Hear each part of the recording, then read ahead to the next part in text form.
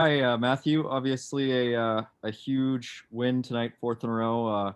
Seems like just every game gets a little bit more confident for your group, and just wondering if you're noticing your team playing with increased pace as the season's gone along here. Yeah, I think so. I think that's kind of what happens as you get more comfortable and guys have been off for so long. So now we have our game legs and all the new guys are comfortable in the system. So you're not really thinking as much. You're more so just reacting, and that's a good thing. So I think we're getting faster every game. And Matthew, just quite the stretch of play that your center's going on here. 7 goals in 4 games, and it's is what would you say that Adam Ruzicka is doing to get into the right spots to be able to capitalize on the passes of you and your teammates? Yeah, he's not doing much wrong. He's playing very well. I think Ruzi's a guy that has a ton of potential, and he's just getting better and better. So he's a guy that, with a big body like that and a great skill set, he's really hard to play against and gives defenders a hard time. So I think we work well off each other, and Connor's played well alongside us as well. So it's going good. Thanks. Darren, go ahead. So Alex, going back to the season opener, a little rough, and Cale was. We asked Cale about the rust question. Toronto played 4 games. You guys were playing in your first, and he was reluctant to go there, but you could tell he thought it was a little rusty. And now, as we go a couple of weeks into the future, maybe that was rust. Just your thoughts on what you're seeing now that the team has kind of settled in here. Yeah, I think definitely. It was 11 months since our team, or I guess the first time we ever played together, but everyone's played a game. So, you don't always want to take an excuse or give an excuse, but that was a reality. But I think we've taken a ton of strides since then, and you can just tell each game we're just slowly getting better and better.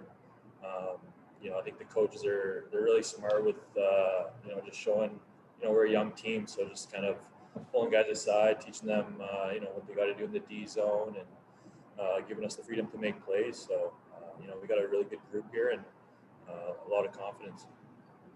So what are you seeing from, you got a better view than I. You're at ice level. That the line with Phillips and Ruzicka and Zari, what are you seeing that's making them so effective this last little stretch? You know what? I think they're just confidence is a huge thing, and I think those three they just got really good chemistry.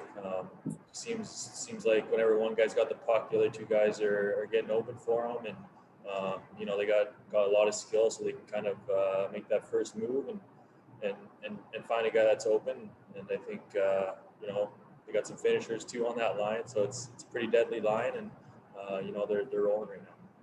Does it make you look forward to those power plays and you can kind of get out there and maybe get some good looks? Oh yeah, it's great. I think we move the puck around really well, and Philly on the half wall there, he makes a pretty good plays. So and Ruzi can finish the puck off really good. So Posby in front, he's doing great. He's taking the eyes away and making it hard for the goalie. So it's we got a good unit. Yeah, thank you. Head over to Patrick. Yes, Alex, you were obviously with a really good Providence team last year, real hard, heavy team. How does that compare to what this team has? The similarities and the differences. Similarities, I think, we're playing kind of the same systems in the D zone. It's really hard for the other teams to kind of get anything going, especially we're all on the same page. So, I think system-wise, it's kind of similar, but I think also just guys in the room, it's kind of a business-like approach. We're all, when it's game time, everyone's ready to go, and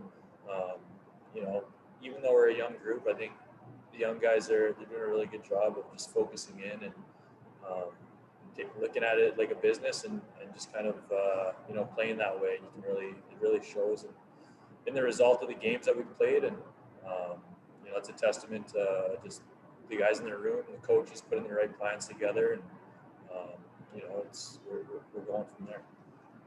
And then for Matthew, you have a young player like Connor there.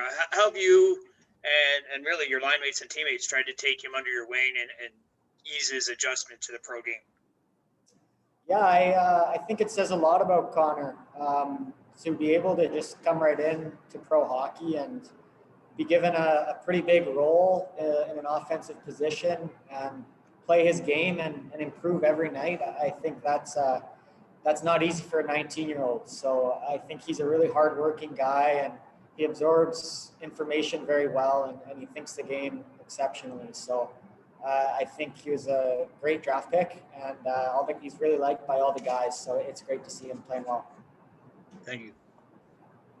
Time for a couple more, so we'll go Darren, then back to Mike.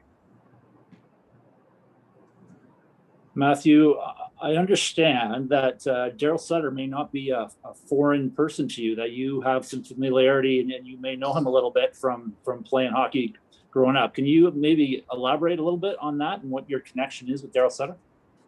I don't really have much of a connection with Darryl, actually, but Ron Sutter, I played with Riley a little bit when I was younger, and kind of knew Ron before I was drafted by the Flames, but I've never met or spoken to Darryl, so I'm excited eventually to get the chance to do that. Okay, so I may have been steered wrong with that info then, but I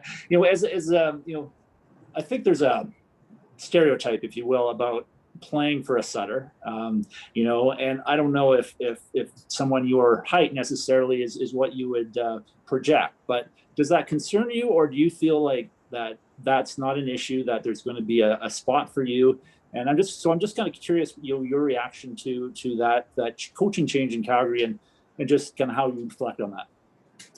Yeah, well, everything I've heard about Darryl is he just wants guys to work hard, and compete is probably rule number one. And I think personally that's something I pride myself on. So I'm not going to grow a foot anytime soon. So I just want to work hard and play my game. And obviously the game has changed a lot in the last 10, 20 years, and there's a room for smaller guys in the game. So I think as far as personally, just want to work hard and do what I do well.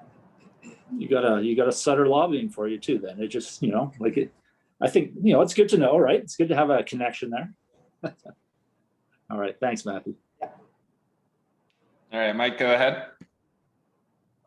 So Darren sort of asked a similar question to what I was going to ask, but I guess I can play off of it a little bit because, just looking at what the Flames have, just up on the main squad, there's a lot of different types of players, and obviously coming up through the dub and into the A, you've played with all sorts of different types of players, Matthew, and just based on the way that you play and the way that your line mates have played with you in the past, what sorts of players do you think you play with the most successfully?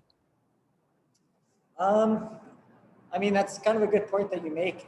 In pro hockey, you need to be versatile and able to play with different guys. And maybe one night you can have pieces of your game that work well with a certain guy that might not work so well with other guys. But I don't know. I think I just like to play a fast game, just kind of relentless on pucks. It doesn't have to be too pretty all the time. Just outwork the other team. That's kind of all you can focus on. And once you kind of bear down on that, then you can worry about the other little details.